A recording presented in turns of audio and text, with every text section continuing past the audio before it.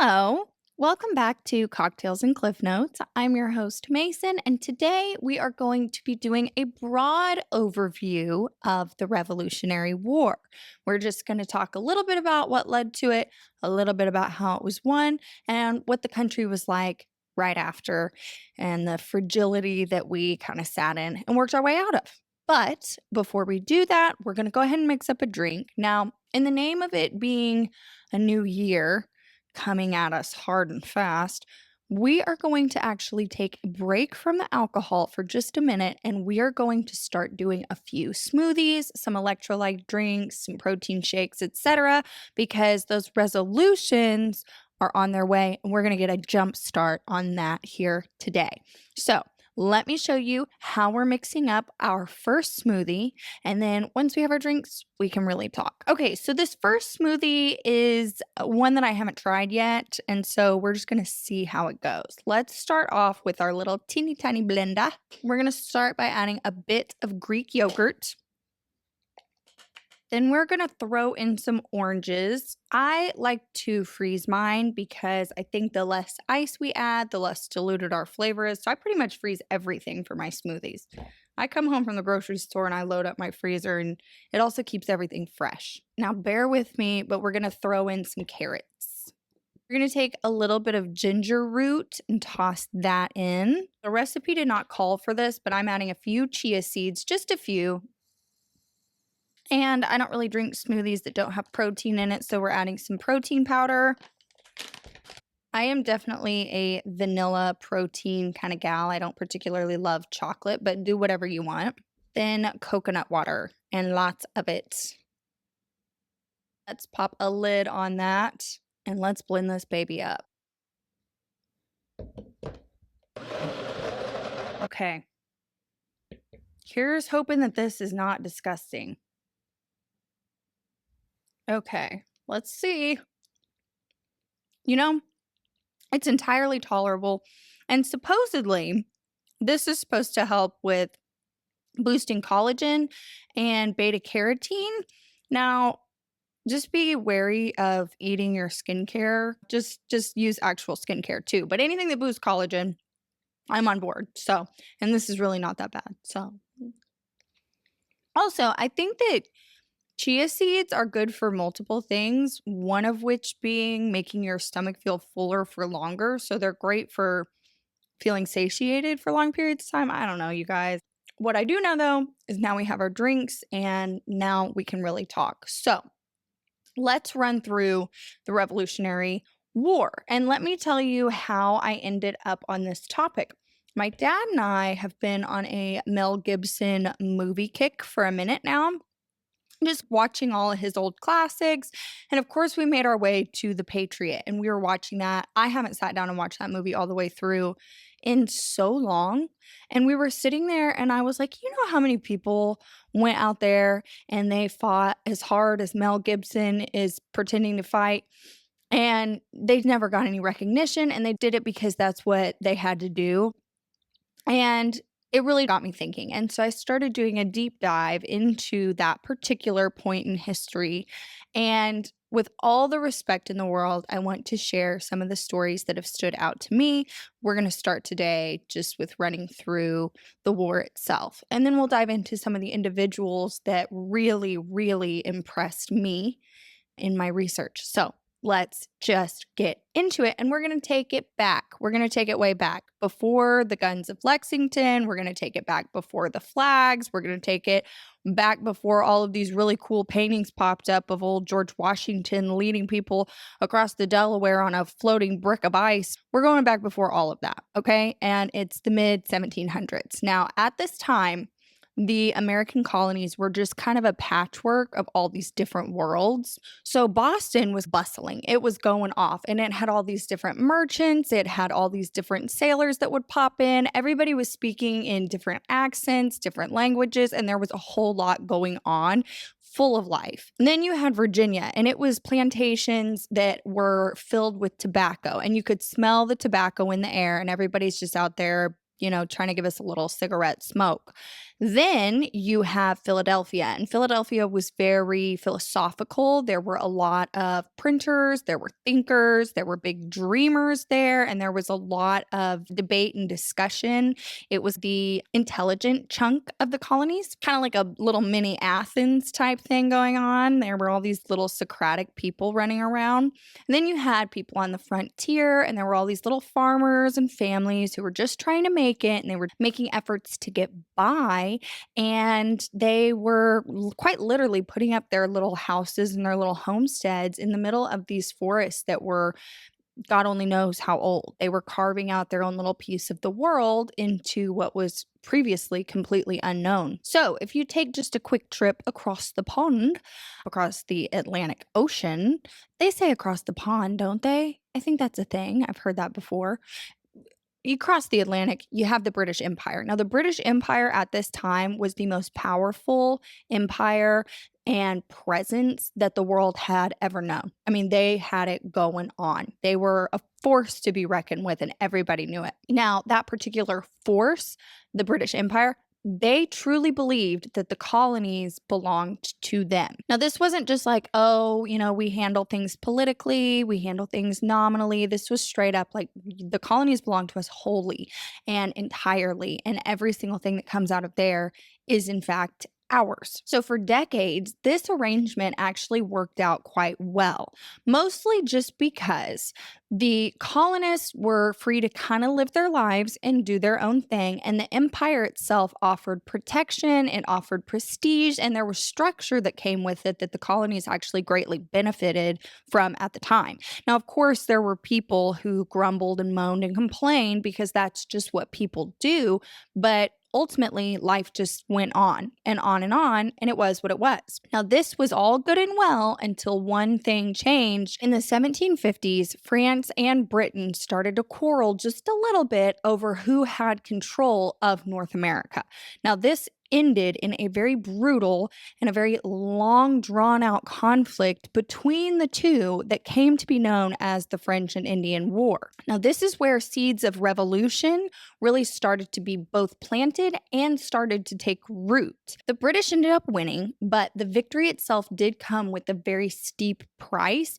And when I say a steep price, I quite literally mean the price of money, because they were in a huge financial situation, a lot of debt. They had spent pretty much everything they had to win that war. So the empire, already very overextended, they start looking at this mountain of debt. They're like, how do we get out of this? And so there were a whole bunch of government ministers in London who started to take a peek back across the Atlantic, and they were like, the colonies are young, they're wealthy, they're growing.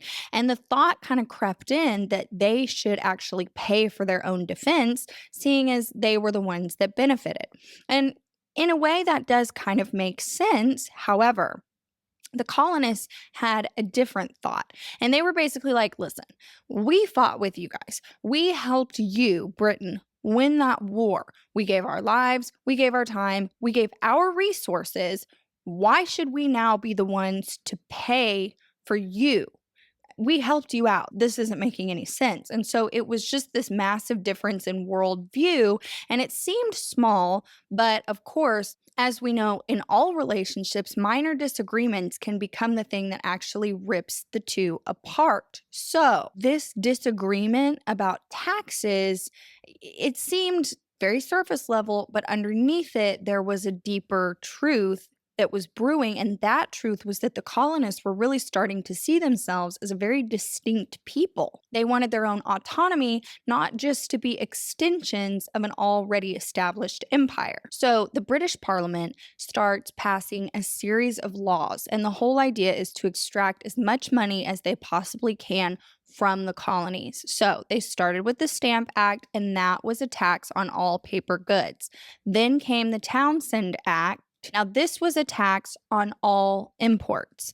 And then came the Tea Act, and this was a monopoly that undercut all colonial merchants. Now, these taxes, they weren't enormous, they were not outrageous, and they certainly were not the highest that the empire had imposed in the past, but what they represented was enormous. And the bigger overarching thing that really seemed to tick people off in the colonies was the fact that they had no say in it. They didn't get to vote on it. It was just imposed on them, and they had to basically submit or there was going to be problems. And they did not care for that. They had spent all this time coming to this new world, building a life, trying to get established, fighting with everything that they have just to survive. And now they have people telling them that they don't have a voice, and that was not going to work for them. So, one of the main slogans, mantras, their through line became taxation without representation is tyranny. And this particular slogan began to beat like a drum that everybody began to march to.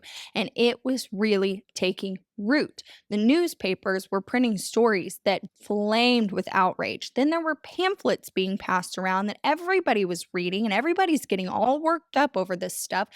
And as a result, all these merchants started boycotting all British goods, and everybody everywhere is just shaking their heads in disdain for this British Empire that everybody used to respect and revere.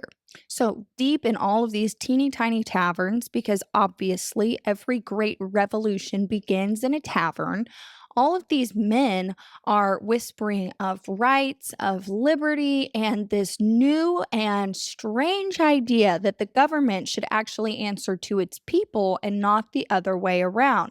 And this was a new and foundational idea that would fuel all of these people to make decisions that would change history forever. Now, Boston actually became the epicenter, the beating heart of resistance, which is awesome. All good and well, go Boston. However, British troops did end up being sent in to keep an eye on things. So in 1768, all of these troops are walking around. They're in their nice, crisp red coats, and they're basically just marching up and down the cobblestone streets. And their whole goal is to keep the peace. However, the exact opposite results were happening. This made tensions higher than ever. Everybody was really uptight, people didn't like it, and it was actually worsening the situation quite a bit. Then came March 5th, 1770. It's a cold night, there's snow on the ground, you got all of these soldiers walking around, and a confrontation between these soldiers and some of the colonists escalates. It ends up spiraling out of control, and shots end up being fired. So, when all was said and done, there were 5 colonists who gave their lives that night. Now, this would become known as the Boston Massacre. Now, this event electrified the colonies. And all of a sudden, the thought of British oppression no longer seemed theoretical. It was very real. It was on their doorstep. Blood had been shed, and this was not going to work for them. Now, if you cut to 3 years later, Parliament tried to force the colonists to accept monopoly tea. As a response, there were all these Boston radicals who boarded the ships in the harbor dressed as Mohawk warriors. And with the crowd roaring in approval, they ended up dumping 342 chests of tea into the icy waters. This would be known as the Boston Tea Party, and as you can imagine, it enraged the empire. So the British responded by punishing the city with a series of very harsh measures. They started with the Coercive Acts, and this is an act that basically closed the ports and tightened military control. Boston was to be made an example of. However, instead of becoming an example, they actually became a symbol. And for the first time, the colonists began to unite as one. Honestly, just think for a minute how you would feel if you were just out bebopping around trying to farm. You probably have like 9 kids, and you're just kind of trying to make it. And you keep hearing of all these different incidents that are happening, and you're hearing about all these different things that are going on. And all of a sudden, you and everyone else have been pushed to your breaking point. What would you do? Would you pull a Mel Gibson? I don't know. Anyway, it's April 1775 now, and tensions are at an all-time high. You could cut it with a damn knife. And rumors start to swirl that British troops are going to seize all of these military stores that had been hidden away by colonial militia. And people ain't liking that. They don't like that at all. So, as time goes on, it is now April 18th, and a spy network from Boston actually sends a warning saying the regulars are coming. Riders fan out across the countryside, the most famous of whom would definitely and without a doubt be Paul Revere. However, there were many, many unnamed others, including William Dawes. There was Samuel Prescott. They covered so many miles. They rode like crazy. They were screaming, "The British are coming. Everybody get ready." At dawn on April 19th, British troops reached the Lexington Green, and they're met there by a small group of militia. Now, this militia is made up of farmers, it's made up of shopkeepers, it's made up of fathers and young men, and there's a wait. There's a standoff, there's a shout, and then there's a shot. Now, nobody knows who fired that first shot. It will likely never be found out, but history would come to know this as the shot heard round the world. So the British push on towards Concord, but by then, militia from surrounding towns have flooded in. And when the British retreat towards Boston, the whole countryside erupts. Hundreds and hundreds of colonists fire from behind trees, from behind stone walls, farmhouses, and by the end of the day, nearly 300 British soldiers had fallen. And this was the official start of the war. So as the fighting spreads, representatives from every single colony gather in Philadelphia. And the whole point of this is to figure out what the hell they're going to do.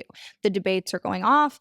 Everybody has an opinion, and nobody really knows what the best move is. Now, this is when a very tall, young Virginian native named George Washington appeared in his militia uniform as a signal that he was ready, dare I even say, eager for war. At this time, they do not yet declare independence, but they do something that's almost just as astounding. They create a continental army and chose George Washington to be their leader.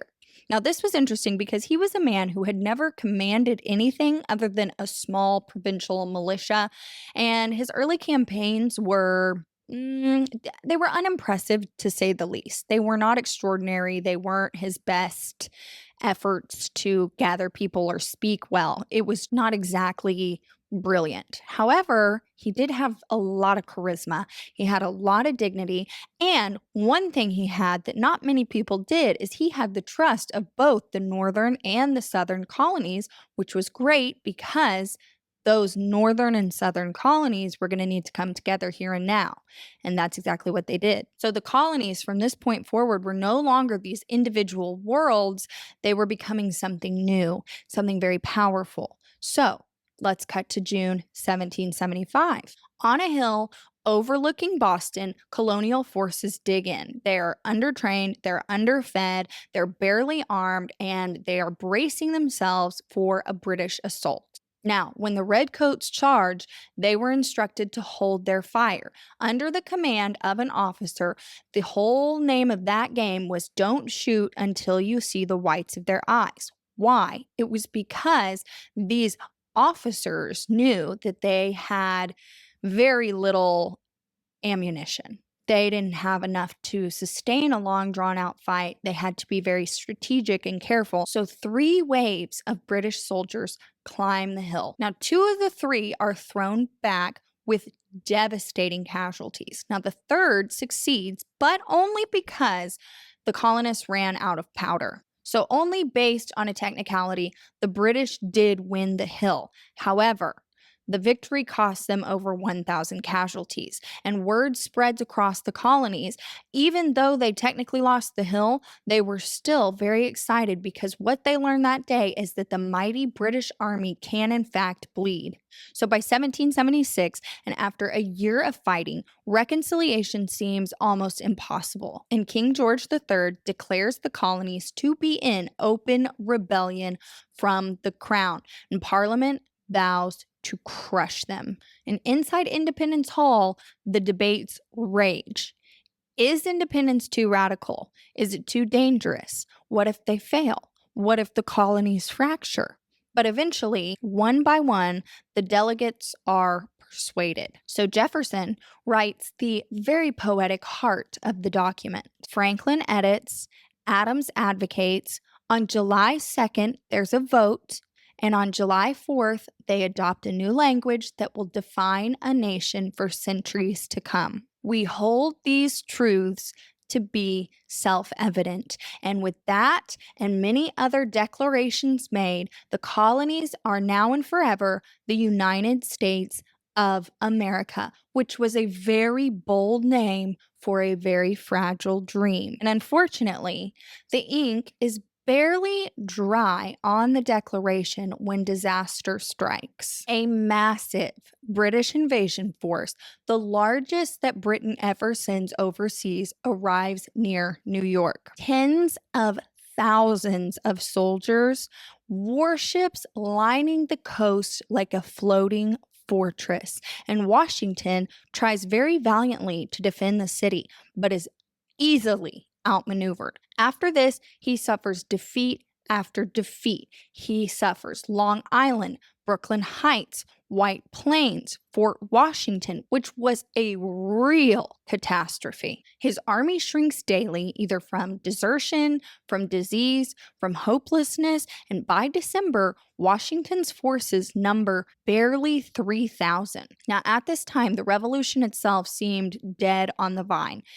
It was failing, to say the absolute least. But then came Christmas night, 1776. In the freezing sleet, Washington leads his men across the ice-choked Delaware to strike Hessian forces at Trenton. Now, this is where, you might have heard of this, two men actually froze, and they were leaning over their muskets, and it was so cold and they froze so quickly that they didn't even fall over. However, the attack does succeed, and right after that, Washington follows it up with yet another victory at Princeton.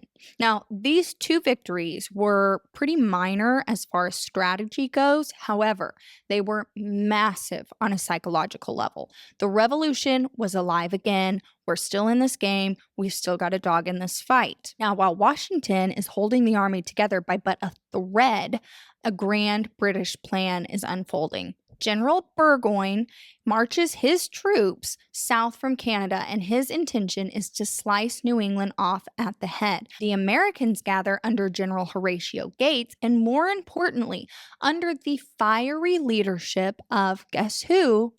Benedict Arnold. Now, at this time, Benedict Arnold was on the winning side, and he fought with ferocity and boldness like nobody had ever seen before. So at Saratoga, the Americans surround and defeat Burgoyne's army.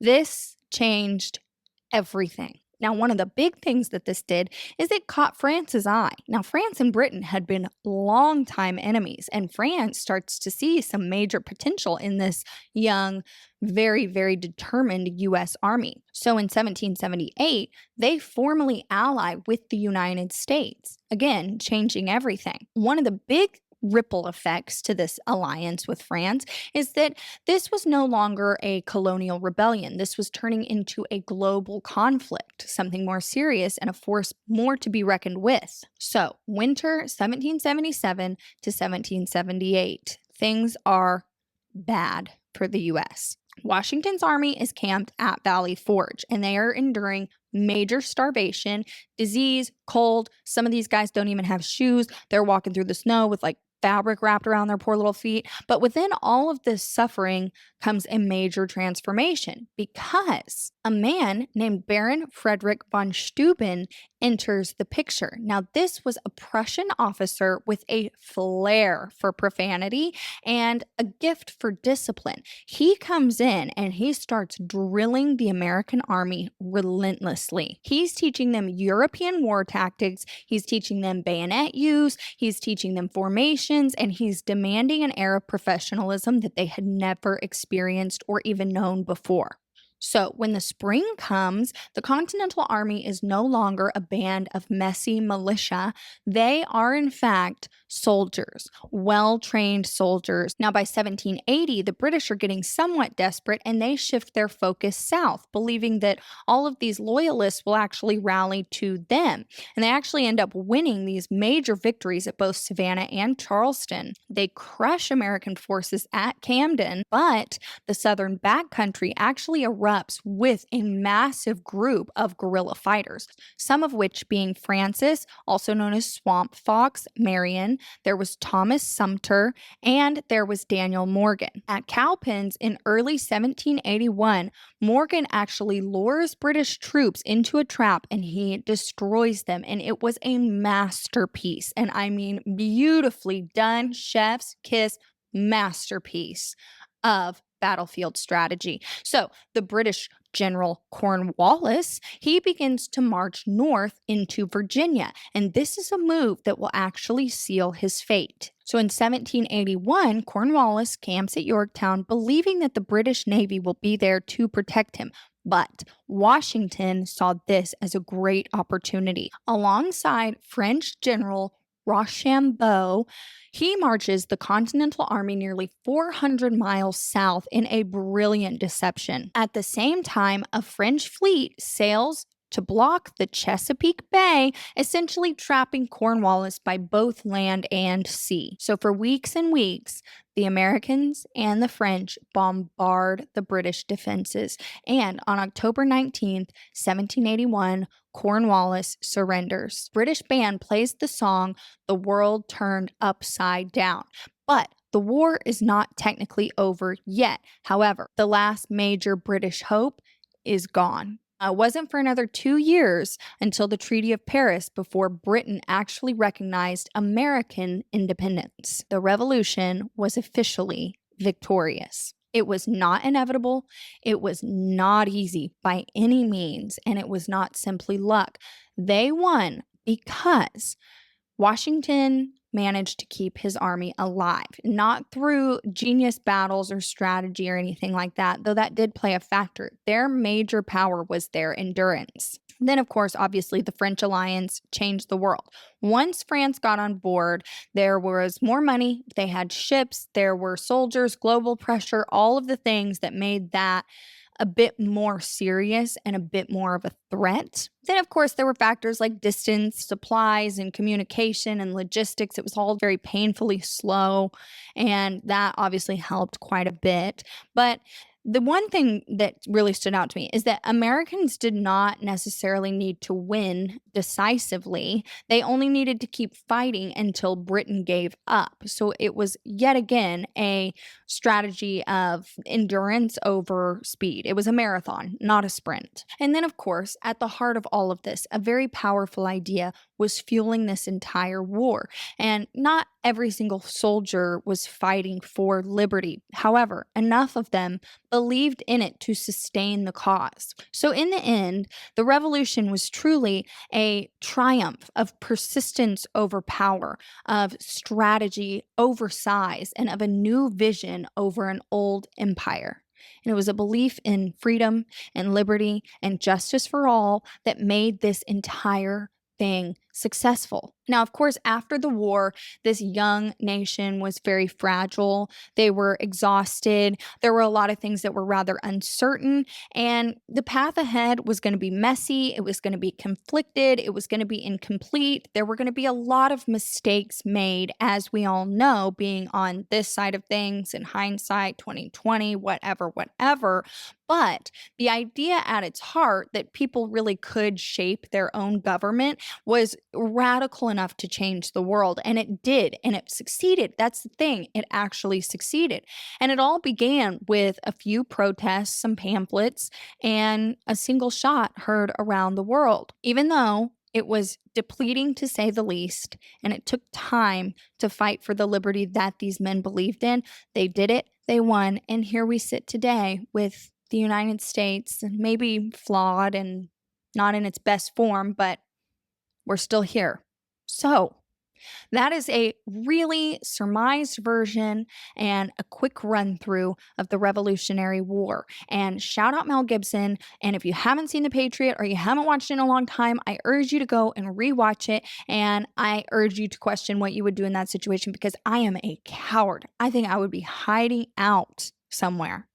I would not be on those front lines. That was crazy. Crazy. And that was one thing when my dad and I were watching that. We were like watching some of these battle scenes, and we were like, look at the style of war back then. It's basically like two groups of people in different outfits standing across from each other, and they're trying to dump powder in and do their stuff, and I was like, somebody hide behind something. That was an insane thing that went on. That is crazy that that is how people used to do battle.